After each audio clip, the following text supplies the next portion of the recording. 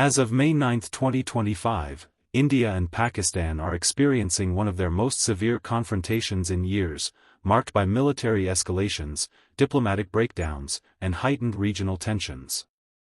Here's an overview of the current situation. Fire escalating military tensions. Operation Sindoor. On May 6, India launched Operation Sindoor, executing precision airstrikes on 9 locations in Pakistan and Pakistan-administered Kashmir. The targets included alleged terrorist infrastructure associated with groups like Lashkar-e-Taiba and Jaish-e-Mohammed. India utilized Rafale jets equipped with Scalp missiles and AASM Hammer bombs for the operation. Pakistan's response. Pakistan reported shooting down 5 Indian aircraft and claimed that Indian drones targeted military facilities in Lahore and Karachi. Additionally, Pakistan initiated heavy shelling in Indian-administered Kashmir, resulting in civilian casualties. Bomb diplomatic fallout. Suspension of agreements. India suspended the Indus Waters Treaty, a critical water-sharing agreement, citing Pakistan's alleged support for cross-border terrorism. In retaliation, Pakistan suspended the 1972 Shimla Agreement, closed its airspace to Indian aircraft, and halted all trade with India. Visa and diplomatic restrictions. Both nations have imposed stringent visa restrictions and have expelled diplomatic staff, further straining bilateral relations. Globe with Meridian's international involvement. Gulf states mediation. With traditional mediators like the U.S. less involved, Gulf countries, notably Saudi Arabia, have stepped in to de-escalate tensions, leveraging their economic ties with both nations. China's strategic interest. China is closely monitoring the situation, given its investments in Pakistan and territorial interests in the region, viewing the conflict as an opportunity for intelligence gathering. Satellite information and cyber warfare. Digital crackdown. India has ordered the blocking of over 8,000 accounts on the social media platform X, formerly Twitter, targeting accounts linked to Pakistani politicians, media outlets, and celebrities. This move is part of a broader effort to curb provocative content amid escalating tensions. Warning: humanitarian impact. Civilian casualties. Cross-border shelling and military operations have led to civilian deaths and injuries on both sides, raising concerns about the humanitarian impact of the ongoing conflict. Compass outlook. The situation remains volatile, with both nations exhibiting a willingness to engage in military actions while also expressing a desire to avoid full-scale war. The involvement of international actors and mediators may play a crucial role in de-escalating the conflict.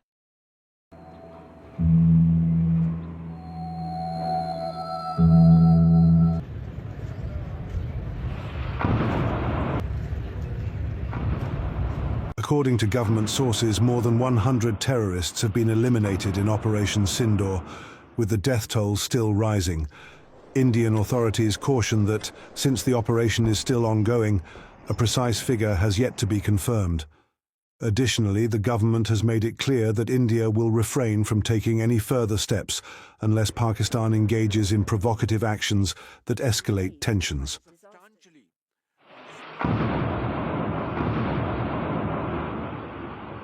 This comes after India launched Operation Sindoor, targeting terror hideouts in Pakistan and Pakistan-occupied Kashmir in response to a deadly attack on tourists in Pahalgam on April 22nd. India crossed line of control and targeted total 9 terror hideouts in Pakistan and Pakistan-occupied Kashmir. Operation Sindoor carried out between 1:05 a.m. and 1:30 a.m. on May 7th, based on credible intelligence. Indian forces targeted 9 facilities including UN-designated terror groups Jaish-e-Mohammed, Lashkar-e-Taiba, in Operation Sindoor.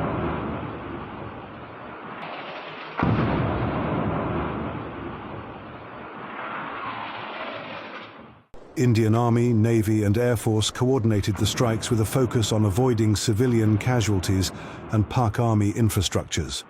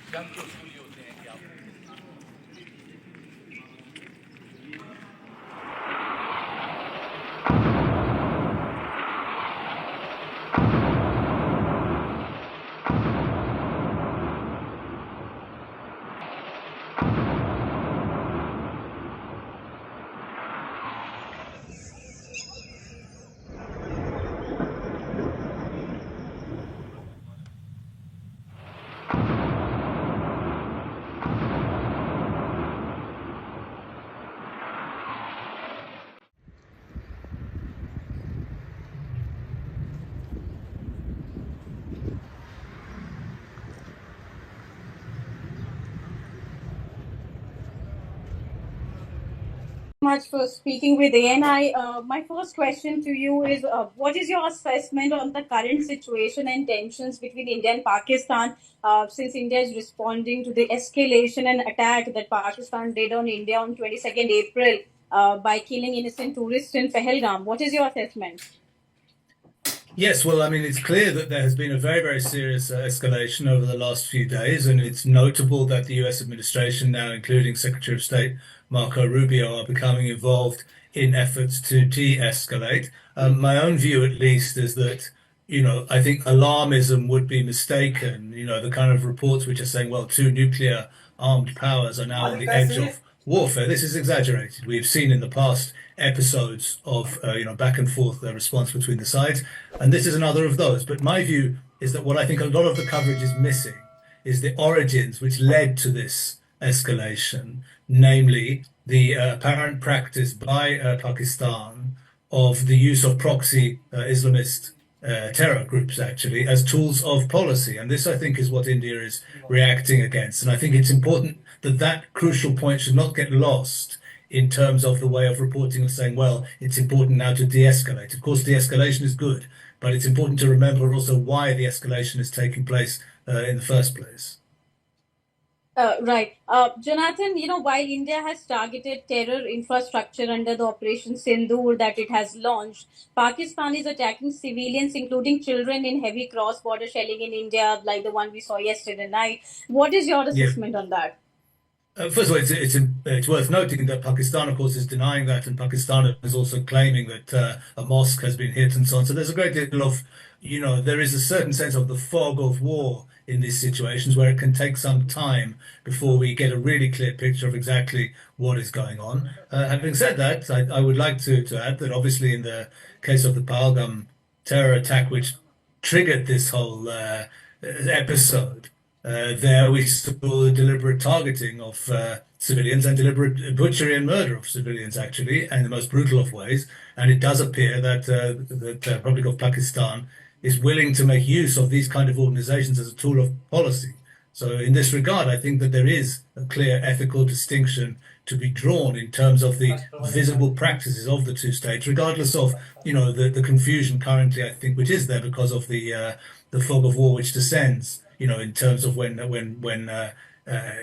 tit for tat, when exchanges of fire are taking place, as we're seeing in the last 72 hours. Right. Jonathan, Israel was attacked by Hamas on October 7th, which India called it as a terrorist attack. Yesterday, Yes. As Pakistan launched airstrikes in several Indian regions, its army used cheap rockets and was behaving like Hamas terror group. Incidentally, there were reports of a meeting between ISI and Hamas operatives in Pakistan-occupied Kashmir. Yes. What is your comment on that?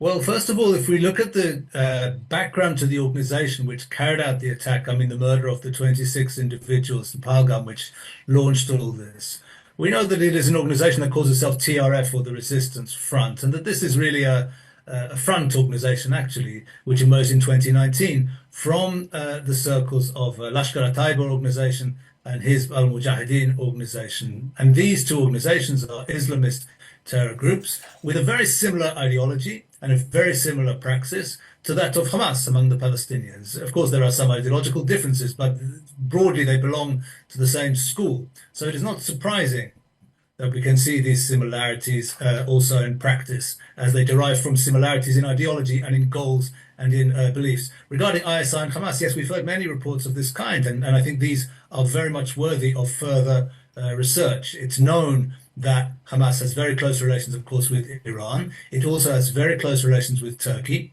and we are familiar with the fact that Turkey and Pakistan have increasingly close relations, based maybe also on common interests, but also, again, on a very similar ideological outlook between the governments of Pakistan and of Turkey. So it's quite feasible and not hard to believe that ISI, a crucial, of course, agency within the Pakistani state regarding the support for proxy Islamist terror groups, could also be reaching out to Hamas. And I think this is very much worthy of further research and investigation. Jonathan, since you mentioned about the close relationship that Turkey and Pakistan have, just a short while ago, there was a press briefing by India where it said the Turkish drones were used against India. And also, since Jews have themselves been victim of terrorism, we saw what happened during 26/11. Tafur Rana was extradited this year only. How do you think that, it is important for the countries, it is right time for the countries to expose Pakistan, which is shielding terrorists? Well, I think, yes, I think it's long overdue, actually, that Pakistan should be exposed for this very dangerous and negative practice. It is, after all, fully 15 years now to be hiding in Abbottabad, very close to Pakistani military facilities. So this practice is of long standing. It is deep-rooted. The Pakistani practice of use of proxy Islamist terror organizations as a tool of policy resembles a similar practice by the Republic of Turkey and also by Islamic Republic of Iran. This is absolutely an unacceptable mode of behavior on the international stage, and it is past time that it begins to be exposed, and also that responsible members of the international community act to put an end to this practice. Right. Jonathan, just last question. How do you see the global response that India is getting in terms of it fighting against terrorism? Also, how do you see the Western nations, especially the reportage by Western media, calling terrorists as gunmen? What is your comment about the Western media's propensity for neutral coverage when reporting events outside Europe and the Anglosphere? Yes, I think that's a very apt question. It is unfortunate regarding Western coverage that when terrorist organizations, including Islamist organizations, target Western targets and Western civilians, then there's no shyness about describing them as terrorists. But when they're targeting non-Western populations, then the desire for, as you said, for objectivity, so-called, and neutrality, and seeing the views of both sides suddenly comes onto the agenda. I think it's very mistaken. Not only is it incorrect, but it's also not good reporting, because the fact of the matter is that the reason for the current escalation is because of Pakistani support and sponsorship of Islamist terror organizations. So to miss that out, in fact, is to be doing poor reporting. It's not being objective. It's simply being omissive of a major factor, or the major factor in the picture. And I think it reflects also Western policy, where we see an instant jump towards the need for de-escalation, the need for both sides to behave responsibly, and so on and so forth. This is all very well. Of course, nobody wants escalation, but it's very vital, I think, to present a clear picture here as to what the factors actually are which have led to the escalation in the first place. Perfect. Jonathan, thank you very much for speaking with ANI. I'm just reconfirming, I'll refer you as Jonathan Spire, Director of Research at the Middle East Forum, and your location is London, United Kingdom. That is correct. Stay tuned with the Viral Times for more informations and latest updates.